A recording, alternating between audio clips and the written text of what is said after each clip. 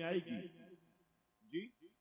अगर किसी से कोई खड़ा हो और आप कहें बैठ जाइए, दूसरा भी आकर कहे बैठ जाइए, तीसरा भी कहे बैठ जाइए, वो बैठने को तैयार नहीं है, तो उसको 1 घंटे नहीं 4 घंटे तकरीर सुना, उसके कुछ पल्ले पड़ेगी? तो उसके पीछे एनर्जी वेस्ट करके या टाइम वेस्ट करके कोई फायदा नहीं। जो लोग बैठे हैं उनकी तरबियत की जाए, और जो आपके कहने पर अच्छा बैठ जाइए नहीं मान रहा है वो, तो दाढ़ी रख लीजिए, ये कहेंगे तो मान लेगा वो। बैठ जाओ नहीं मान रहा है, नमाजी बन जाओ, ये मानेगा? मानेगा नहीं मानेगा। तो उसके पीछे वक्त जाय करके कोई मतलब नहीं है। तो इसलिए मैं आपके लिए अपनी गुफ्तगू शुरू करता हूं, और अल्हम्दुलिल्लाह, अच्छा मैं ये नहीं कह रहा हूं कि सारे ऐसे ही हैं, आप देखिए पीछे पलट के सारे बैठ चुके तकरीबन, अल्हम्दुलिल्लाह सारे बैठ चुके। अल्लाह सबको जज़ाए खैर अता फरमाए। मेरे प्यारे आका के प्यारवानों, आप बड़े मोहब्बती लोग हैं, अल्हम्दुलिल्लाह मैं जानता हूं। अब जो हजरात बाहर खड़े हैं उनसे भी गुजारिश है कि वो भी अंदर आकर बैठ जाएं। सर्दी में खामखा में अगर तबीयत खराब हो गई तो कल जाकर कहेंगे कि जलसे में गया था तो सर्दी लग गई, जलसे में गया था सर्दी लग गई। हालांकि प्रोग्राम वालों ने तो सारा इंतजाम किया है, लेकिन आप खुद खामखा में अपनी बीमारी और मुसीबत को मोल लेने के लिए आए हुए हैं और दावत देने के लिए निकले हुए हैं, तो उसका कोई क्या इलाज कर सकता है? मेरे प्यारे आका के प्यारवानों, आइए मैं दुरूद शरीफ पढ़ाता हूँ, आप मिलकर पढ़ें। खवातीन अगर मौजूद हैं तो उनसे गुजारिश है कि वो धीमी आवाज से पढ़ें, और मर्द हजरात बुलंद आवाज से दुरूद शरीफ मेरे साथ मिलकर पढ़ें। अस्सलातु वस्सलामु अलैका या रसूल अल्लाह,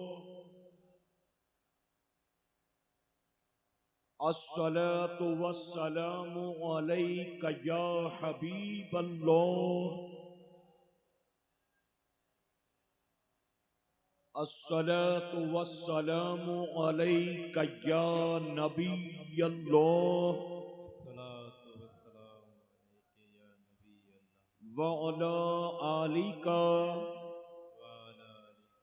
व अस्हाबिका या नूर अल्लाह सल्लल्लाहु ताला अलैहि वसल्लम।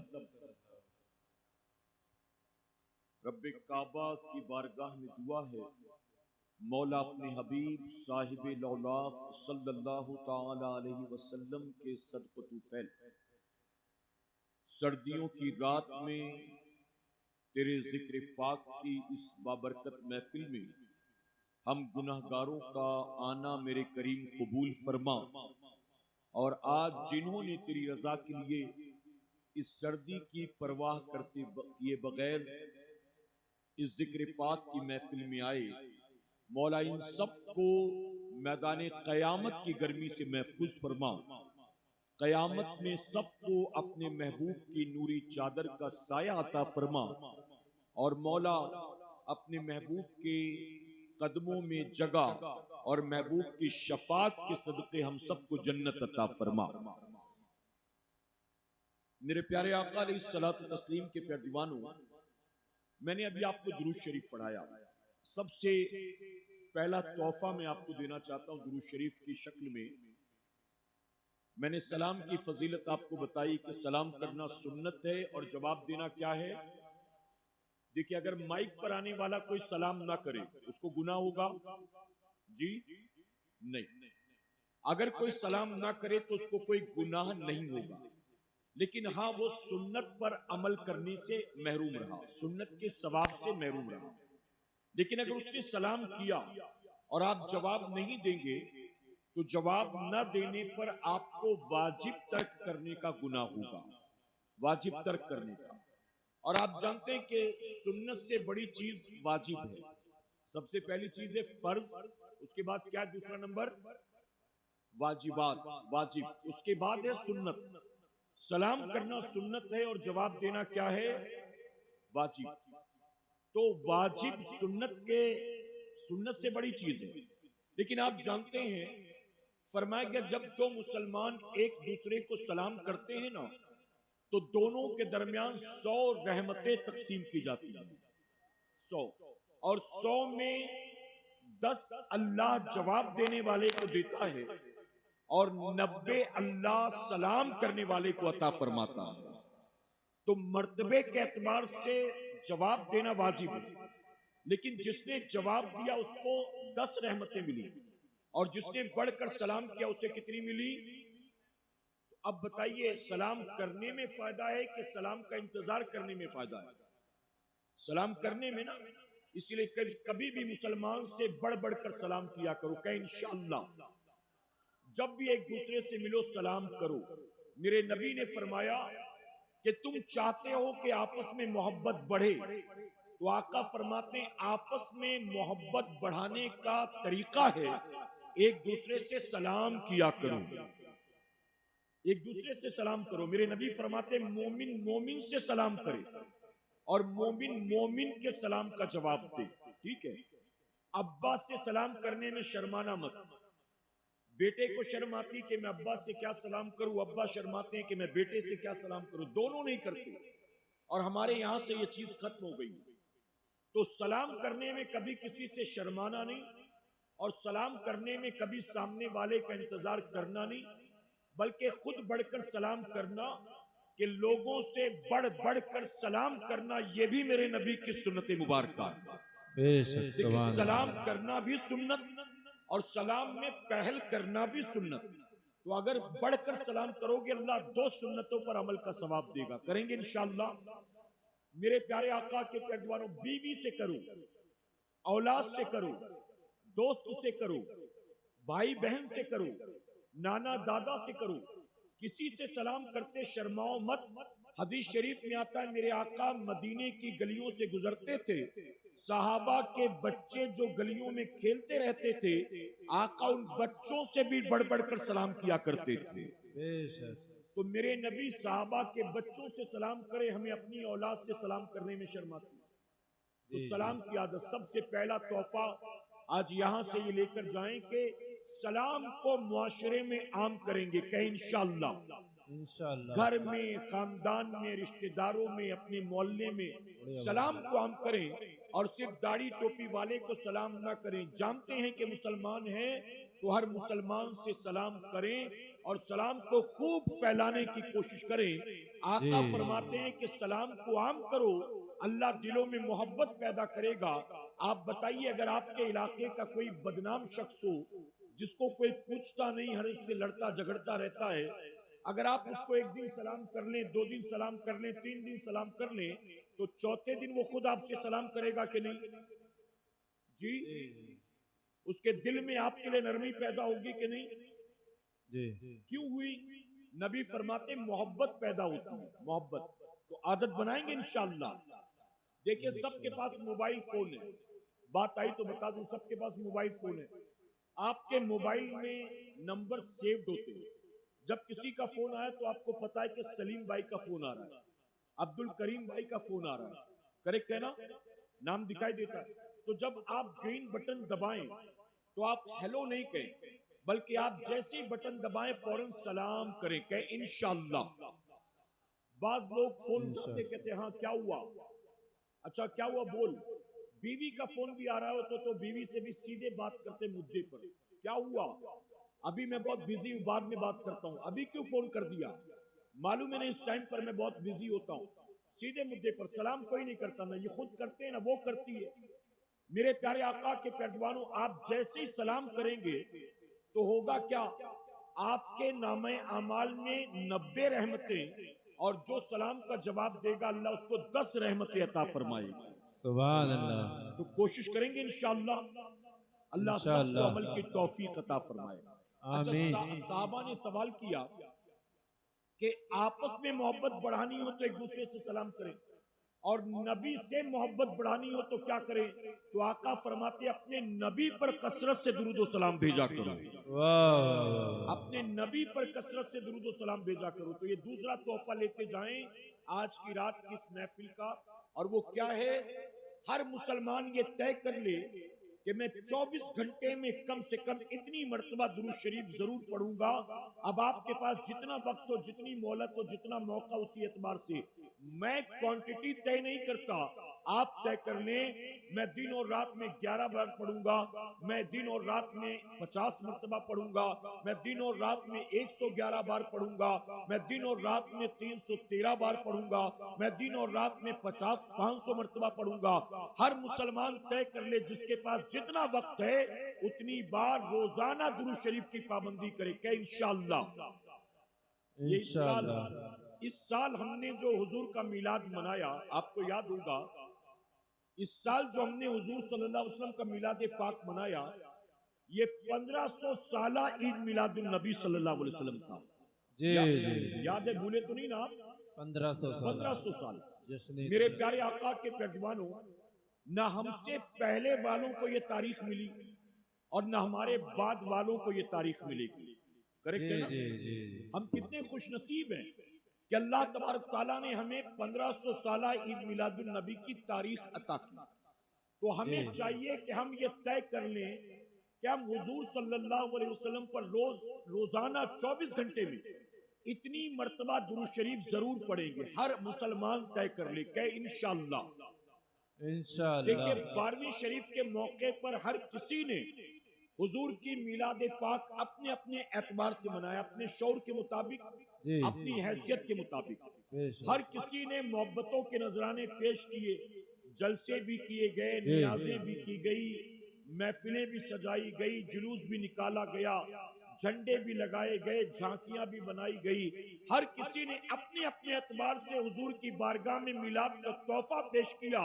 हम तय करके आज किस महफिल से उठे कि हम हुजूर सल्लल्लाहु अलैहि वसल्लम की बारगाह में 1500 साला ईद मिलादुन नबी सल्लल्लाहु अलैहि वसल्लम की निस्बत से कम 24 घंटे में रोजाना इतनी मर्तबा दुरूद शरीफ का तोहफा भेजेंगे इंशाअल्लाह। कोशिश करेंगे इंशाअल्लाह। अच्छा, मेरे नबी फरमाते हैं, अब एक फजीलत और बता दूं, बात समझ में आ रही ना आपके? मेरे नबी फरमाते जो दिन और रात में 50 मरतबा मुझ पर दुरूद भेजेगा। कितनी मरतबा? 50। बुलंद आवाज से कहे, कितनी मरतबा? 50। जो 50 मरतबा दुरूद भेजेगा, मैं कयामत में उससे मुसाफा करूंगा। सुभान अल्लाह, सुभान अल्लाह। अच्छा, आपके यहाँ कोई पीर साहब आ जाए, आपके यहाँ कोई बड़े हमारी जमात के आलिम दीन आ जाए, तो आपकी कोशिश होती कि नहीं होती कि हजरत से मुसाफे का मौका मिल जाए? कोशिश होती कि नहीं? बताइए। कोशिश होती है ना?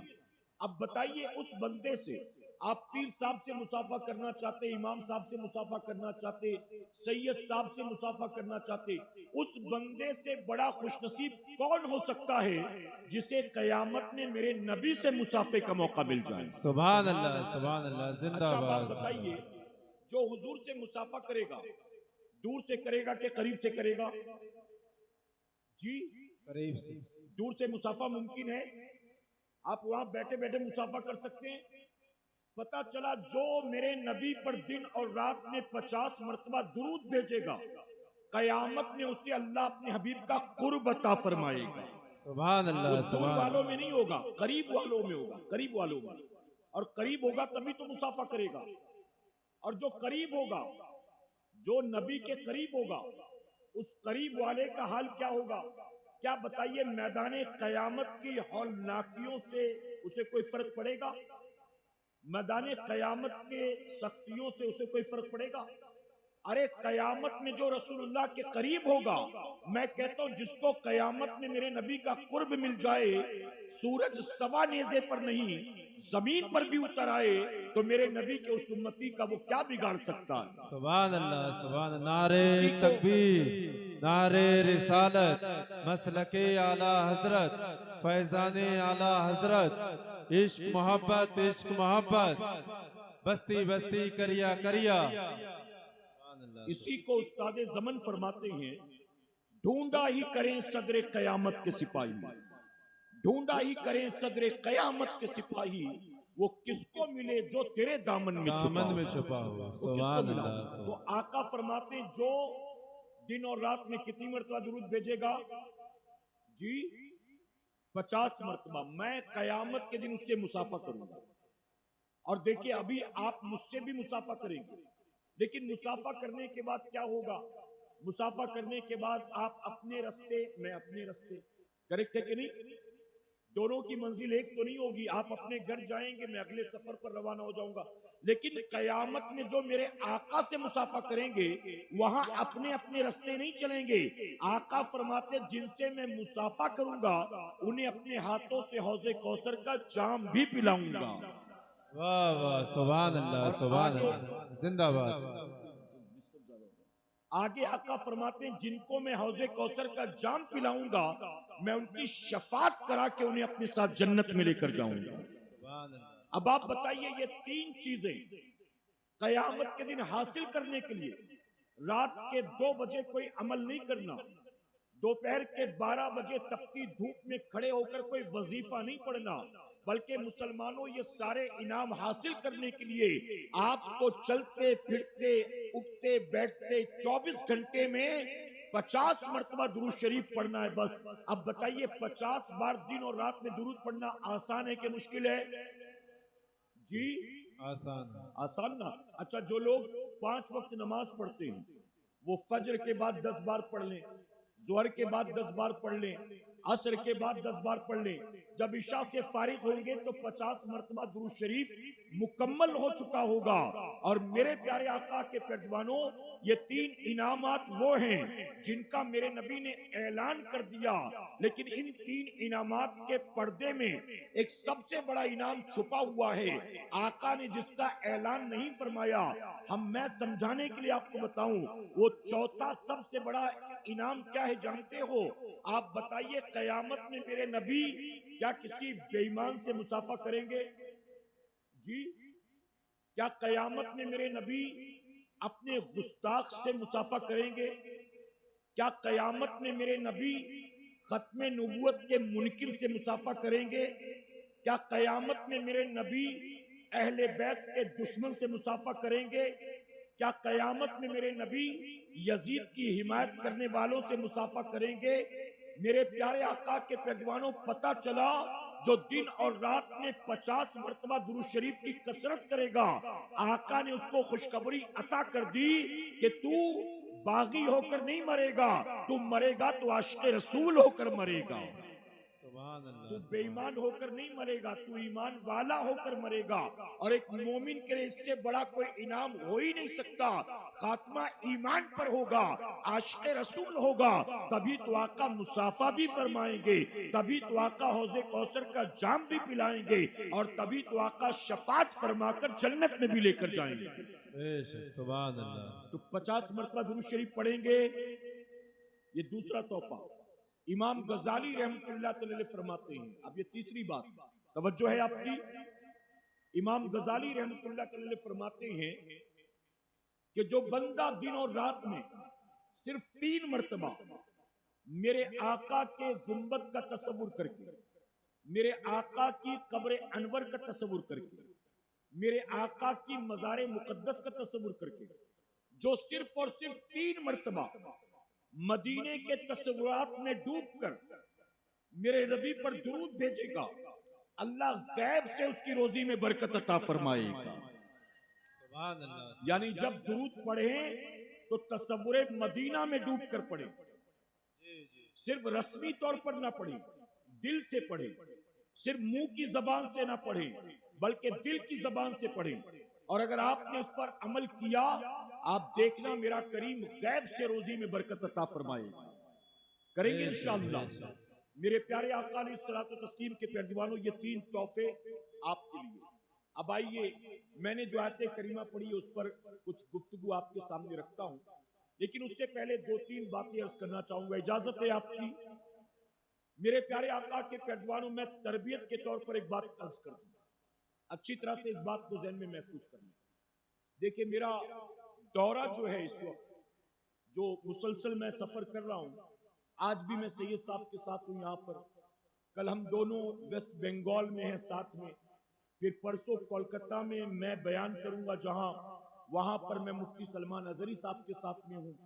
तो इस वक्त जो मेरे दौरे चल रहे हैं, मैं आपको सिर्फ तरबियत के तौर पर बताना चाहता हूं। मेरे प्यारे आका के पैरवानों, ऐसी महफिलों में जब आप आया करें ना, तो ये हर जिंदगी भर आप याद रखिएगा, ये आपके गांव का पहला जलसा तो नहीं होगा, इससे पहले भी कई जलसे हुए होंगे, इससे पहले भी हमारी जमात के बड़े बड़े उलमा आए होंगे, लेकिन याद रखना सुन्नियों, ऐसी महफिलों में जब कभी भी आया करो तो आने वाले मेहमान का नाम इश्तिहार में देख कर ना आया करो कि फला शायर इस्लाम आने वाले हैं, फला मुकर्रिर आने वाले हैं, फला मौलाना आने वाले हैं, फला साहब आने वाले हैं। ऐसी महफिलों में किसी आने वाले खतीब के नाम पर या शायर के नाम पर ना आया करो। जब आया करो सिर्फ अल्लाह और उसके रसूल के नाम पर आया करो। सुभान अल्लाह, सुभान अल्लाह। आप किसी के नाम पर 100 बार निकलो, आपको मुमकिन है कि कोई सवाब ना हो, लेकिन अल्लाह और उसके रसूल सल्लल्लाहु अलैहि वसल्लम के नाम पर एक कदम भी चलोगे, अल्लाह हर कदम पर आपको नेकी अता फरमाएगा।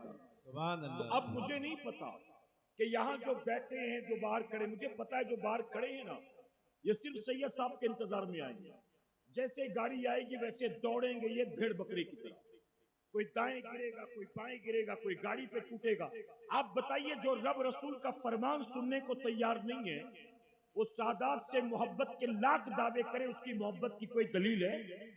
उसकी मोहब्बत पर कोई यकीन है? मेरे प्यारे आका के प्यारे दीवान, एक शाम से महफिल सजी है, नातवा आ रहे हैं, उलमा आ रहे हैं, खिताब कर रहे हैं, रब रसूल के फरमान सुना रहे हैं, कुरान की आयात बयान कर रहे हैं, हुजूर की नातें सुना रहे हैं, कोई लेना देना नहीं है। वहां खड़ा हुआ है सिर्फ सैयद साहब के इंतजार में, तो इसका मतलब है कि तू अल्लाह रसूल के नाम पर नहीं आया, तो किसी इंसान के नाम पर आया। करेक्ट है कि नहीं बताओ? मेरे प्यारे आका के प्यारे जो यहाँ बैठे हैं, मैं इन सबको मुबारकबाद देता हूँ।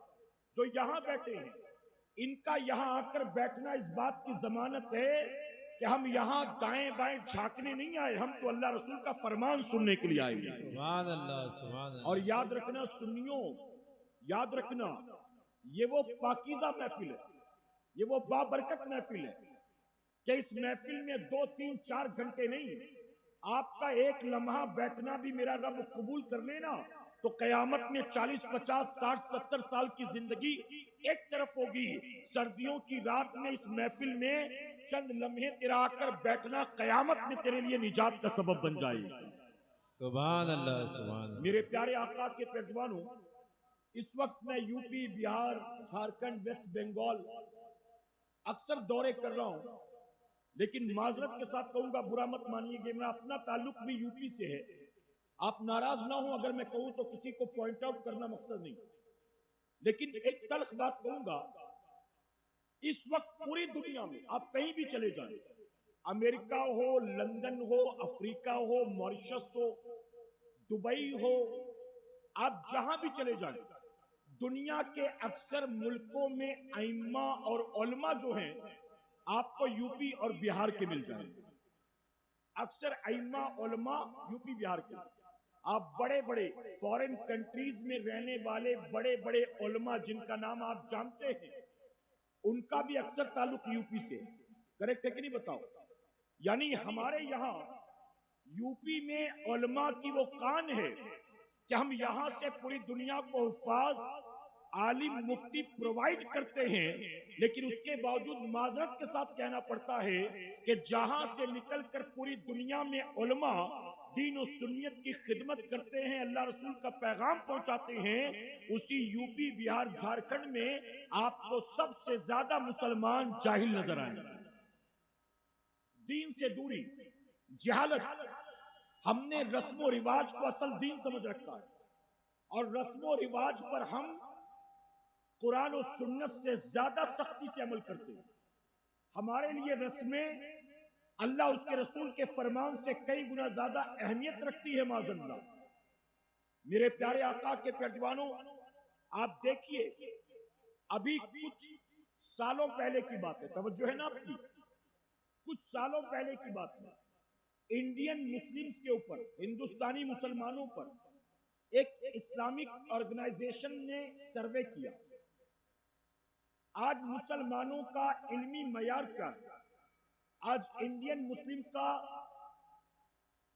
इल्मी स्टेटस क्या है, इस पर एक सर्वे किया गया। और सर्वे की जब रिपोर्ट आई ना, तो सर्वे की रिपोर्ट हर मुसलमान के लिए शर्म से डूब मरने वाली है।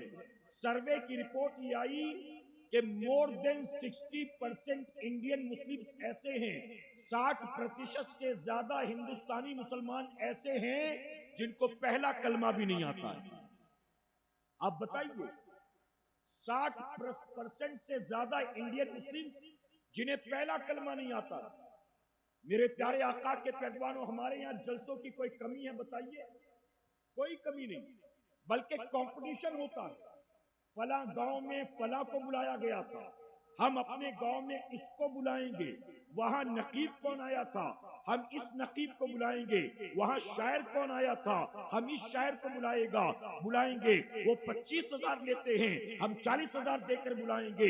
मेरे प्यारे आका के पैरवानों, आज होड़ लगी होती है जलसों के ताल्लुक से, बल्कि माजरत के साथ ये उलमा की मौजूदगी में मैं कहूंगा, आपके इसी यूपी में कई जलसे ऐसे जहां हम जाते हैं, लोग कहते हैं 28 साल से हो रहा है, 32 साल से हो रहा है, 40 साल से हो रहा है, 52 साल से हो रहा है। उनके गांव का सालाना जलसा कई सालों से हो रहा है, लेकिन कमेटी वाले जो हमें दावत देकर बुलाते हैं, हम देखते हैं तो अक्सर कमेटी वाले जिस गांव में 42 साल से जलसा हो रहा है, उस गांव में जलसा कराने वाले कमेटी के अक्सर लोग दाढ़ी मुंडे होते हैं और उनके सर पे टोपियां नहीं होती है। हमें रिसीव करने आते हैं तो मुंह में गुटखा मावा जर्दा होता है। आप बताइए कि जो कमेटी अपने गांव में 40 साल से जलसा करा रही है, जब कमेटी वाले खुद नहीं बदल सके तो जलसे में आने वालों को उन्होंने क्या दिया होगा भला बताइए। बेशक, सुभान अल्लाह।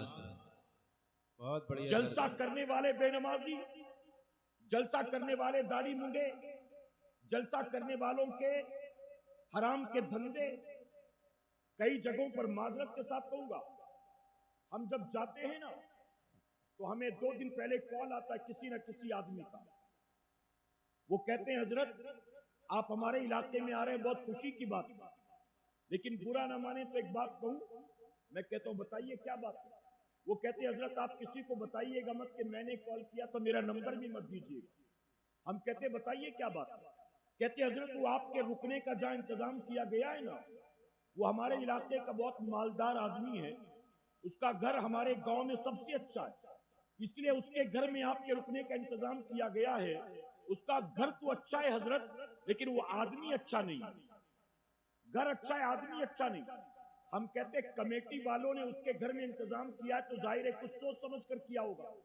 तो कहते हाँ कमेटी वालों को उसने चंदा ज्यादा दिया है, इस वजह से कमेटी वालों ने उसी के यहाँ मजबूरन इंतजाम किया, लेकिन वो आदमी अव्वल दर्जे का शराबी है, वो आदमी जुआ भी खेलता है, वो आदमी सूद के धंधे करता है।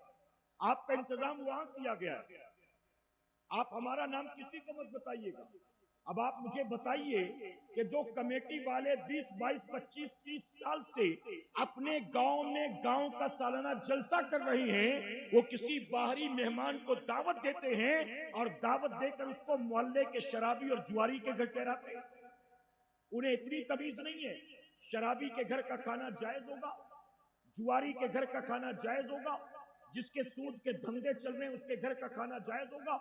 मेरे प्यारे आका के पैरवानों, वो किसी बाहरी मुसाफिर को, मेहमान को बुलाते जिसे कुछ पता ही नहीं है गांव के बारे में, वो तो सिर्फ आया था जलसे में तकरीर करने के लिए, और उसको शराबी जुआरी सूदखोर के घर में ठहरा दिया और उसके यहाँ खिला पिला दिया। आप बताइए अगर शराबी के घर ठहराओगे मुकर्रिर को और हराम की कमाई का खाना खिलाओगे मुकर्रिर को, अल्लाह उसकी जबान में तासीर देगा? फिर उससे कहो हजरत आपको 3 घंटा तकरीर करना है, 3 घंटे नहीं 5 घंटे करवा लो, कोई फायदा नहीं होना है। और यही वजह है कि कोई तब्दीली नहीं आ रही। तकरीर तो बहुत हो रही, जलसे बहुत हो रहे, जलसों में आने वालों की पोजीशन क्या जानते हो? आज हमारे जलसों में, हम सुन्नियों के जलसों में आने वाली अक्सरियत ईशा पढ़ के आती नहीं और घर जाने के बाद फजर में उठती नहीं। गलत तो नहीं कह रहा हूं मैं, बल्कि एक तल्ख बात कह दूं, बुरा मत मानिएगा, एक तल्ख बात। मेरे प्यारे आका के पैरवानों, हमने तो कई ऐसे लोगों को देखा जो बाकायदा सज धज कर आते हैं स्टेज पर परफॉर्म करने के लिए, उनको दावत देकर इश्तिहार में उनका नाम छाप कर बाकायदा नजराने का सौदा करके उनको बुलाया जाता है मेहमान के तौर पर। और हमने कई सफर उनके साथ करके देखे कि वो तकरीर में, वो नाज शरीफ में तो बड़ी बड़ी बातें करते हैं, लेकिन वो सफर में हमारे साथ होते हैं, उन्हें एक वक्त की नमाज की फिक्र नहीं होती। आपके इसी यूपी में एक प्रोग्राम में मैं गया था। मैं बनारस एयरपोर्ट से निकला और मुगल सराय रेलवे स्टेशन से एक शायर इस्लाम को उठाया, पिकअप किया। तवज्जो है ना आपकी? एक शायर साहब को हमने लिया स्टेशन से, चले। दरमियान में असर की नमाज का वक्त आया, मगरिब की नमाज का वक्त आया। हमने देखा वो नात ही पढ़ेगा, नमाज नहीं पढ़ेगा। हमने उतरकर गाड़ी रोककर नमाज पढ़ी, मस्जिद थी करीब में, लेकिन वो गाड़ी में बैठे रहे, उनसे उठा नहीं गया। और उनके साथ जो आए थे उनका भी हाल यही था। उसके बाद रात को जब मुलाकात हुई स्टेज पर, उन्होंने नाज शरीफ पढ़ी, उसके बाद मेरी तकरीर हुई। अब मैंने पूरी तकरीर नमाज ही पर की, पूरी तकरीर नमाज पर की। इसके बावजूद वो इतना ढीठ निकला कि पूरी तकरीर रात भर सुनकर फजर की नमाज भी नहीं पढ़ी। हम दोबारा 4, 4:30 बजे निकले, वो फजर की नमाज नहीं पढ़ा। मैंने कमेटी वालों से पूछा, इसको कितना पैसा देकर तुमने बुलाया है? तो कहा 40,000 रुपए इसको देकर हमने बुलाया। मैंने कहा अल्लाह के बंदो, अगर तुमने 40,000 रुपए मुझे दे दिए होते, सुन्नी दावत इस्लामी के किसी जिम्मेदार को अगर तुमने 40,000 दे दिए होते, तो मैं मुंबई से 10 मुबल्लिग लेकर आता और 10 मुबल्लिग 3 दिन आपके गांव में रहते और आपके गांव वालों को गुस्ल का, वजू का, नमाज का तरीका सिखला देते। ये 40,000 कौम के बर्बाद करके तुझे मिला क्या? कानों के चस्के के सिवा, कानों की लज्जत के सिवा तुझे कुछ मिला? मेरे प्यारे आका के पैदवानों, याद रखना, अब एक अहम बात अर्ज करता हूं, उलमा भी, हमारे साथी भी सुने, तवज्जो है आपकी। हमारी जमात के एक बहुत बड़े स्कॉलर, वो कहते हैं कि अगर तुमने 1 घंटे तकरीर की, हमारी बात समझिए आपको, हमारी जमात के एक बहुत बड़े स्कॉलर, अल्लाह उनके दर्जात बुलंद फरमाए, वो फरमाते हैं कि अगर तुमने 1 घंटे तकरीर की और तुम्हारी तकरीर सुनने वाले 200 लोग थे, 200 लोग, और 1 घंटे की पूरी तकरीर में तुमने कौम को कुछ नहीं दिया, तो तुमने अपनी जिंदगी का 1 घंटा नहीं, तुमने कौम के 200 घंटे बर्बाद किए, 200 घंटे। अब आप बताइए, ये जो महफिल सजी है, ये 200-500 में तो नहीं सजी होगी? बताइए, करेक्ट है कि नहीं है?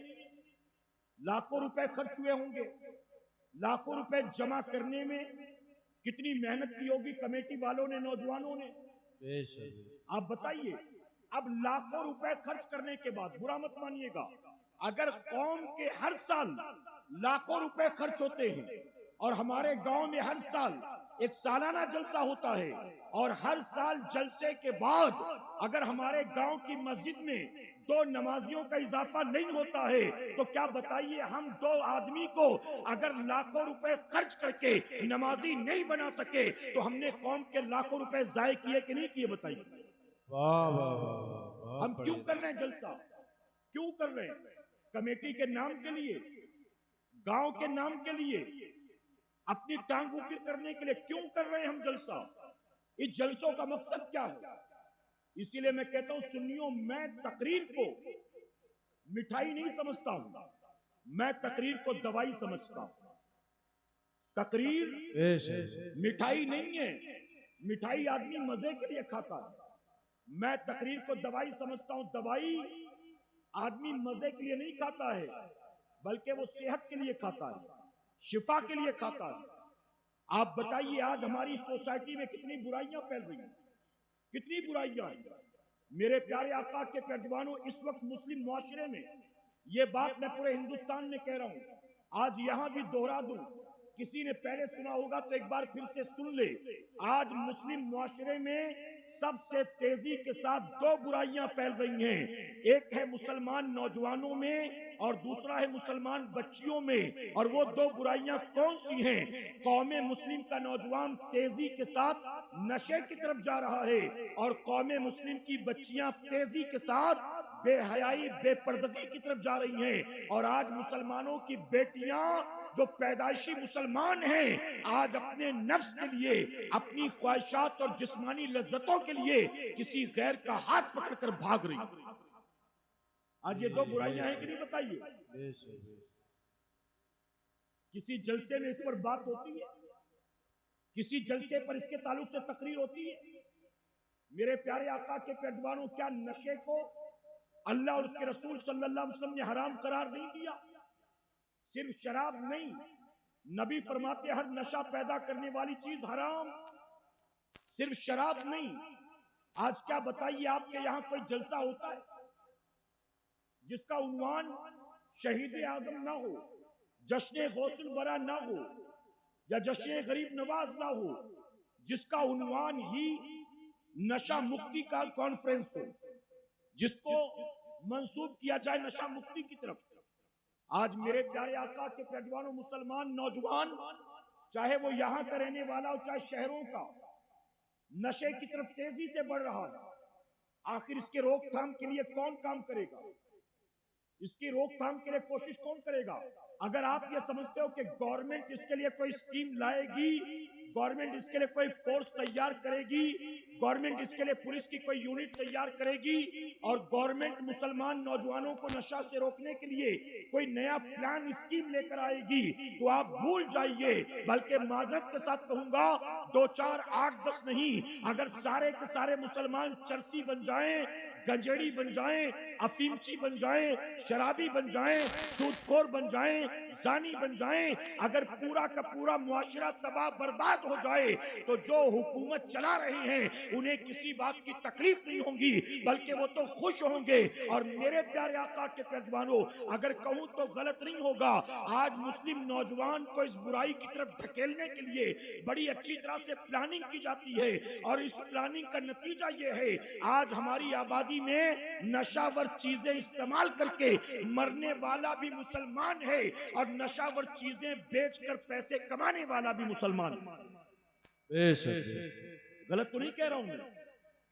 मुंबई का एक इलाका जिसका नाम है मुंब्रा इलाका, जहां 90% या मोर देन 90% मुसलमान रहते। वहां पर मैं गया तकरीर के लिए, नशे के ताल्लुक से बयान था।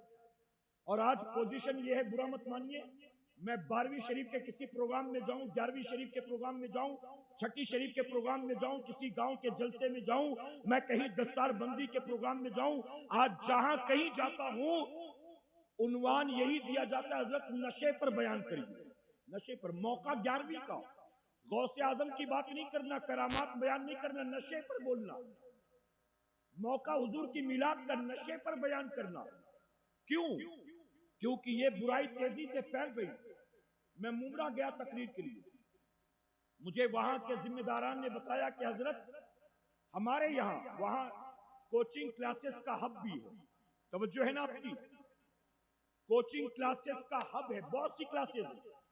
मुझे वहां के जिम्मेदारान ने बताया कि यहाँ हमारे यहाँ क्लासेस में मुसलमान के घर से बुर्का पहनकर आने वाली लड़कियां भी एमडी लेती हैं। एमडी लेती है। आप बताइए, मुस्लिम लड़की बुर्का पहनकर क्लासेस में आई और एमडी लेती है। आप सोचे इस सोसाइटी का क्या होगा, हमारे माशरे का क्या होगा? जी। मेरे प्यारे आका के पैदवानों, होश के नाखून लो। महज रस्मो रिवाज वाले सुन्नी मत बनो, महज नारों वाले सुन्नी मत बनो, महज चादर गागर वाले सुन्नी मत बनो। इल्म वाले सुन्नी बनो, अमल वाले सुन्नी बनो। कहे इंशाअल्लाह। क्या देख रहे हैं आप? वहां तो मुझे कुछ नहीं दिखाई दे रहा है। कुछ जिन्नात वगैरह है क्या वहां? जी, मुझे नहीं दिख रहा है। आपको दिखाई दे रहा हो तो बताएं। आप क्यों डिस्टर्ब करते हैं? ऐसा ये अच्छा लगता है? बताइए। अच्छा, मैं तकरीर करते करते अगर यूं देखूं, मैं तकरीर करते करते यूं देखूं, तो आपका माइंड डाइवर्ट होगा कि नहीं? होगा कि नहीं होगा? होगा ना? तो आप 20 लोग ऐसे देखेंगे दाएं बाएं, तो मेरा माइंड डाइवर्ट नहीं होगा? अच्छा, अगर सैयद साहब आ भी रहे हैं तो क्या कमाल की बात है, वो इसीलिए तो आए हैं ना। ऐसा तो नहीं कि अचानक आ गए तो आपने अचानक देखा तो आप उनको देखने लगे, ऐसा है क्या? हाँ, तारीख ली गई, पोस्टर में नाम डाला गया, आने का इंतजाम किया गया, यहाँ तक पहुंच भी गए मगरिब में, और यहीं पर आराम कर रहे थे। तो आएंगे ही ना मेरे भाई। अच्छा, यहाँ आकर बैठेंगे तो आपको ज्यादा अच्छे से दिखेंगे कि वहां ज्यादा अच्छे से दिखेंगे? आप बताइए। आपने मेरा टाइम वेस्ट कर दिया ना, खामखा में बयान चल रहा था और बयान में जी आपने जी माइक बताओ। डाइवर्ट कर दिया।